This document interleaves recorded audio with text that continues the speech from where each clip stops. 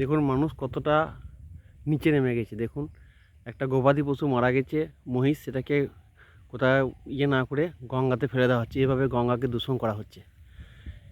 দেখুন একটা প্রতিমা বিসর্জন করলে পরে তখন বলে খড় বা প্রতিমার যে কাঠামো তাতে গঙ্গার দূষণ হচ্ছে, কিন্তু এগুলো প্রশাসনের দেখার কোনো নেই। দেখুন এই যে একটা মহিষ ভেসে যাচ্ছে, দেখুন কোনো প্রশাসনের এদিকে কোনো হুঁশ নেই। একটা প্রতিমা বিসর্জন করলে বলে যে আমাদের গঙ্গা দূষণ হচ্ছে, তাহলে এগুলো তো বন্ধ করা উচিত।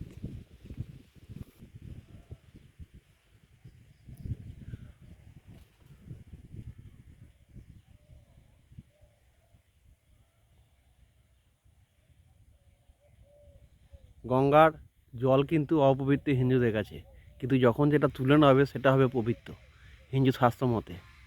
এমনিতে যাই ভেসে যাবে যাক।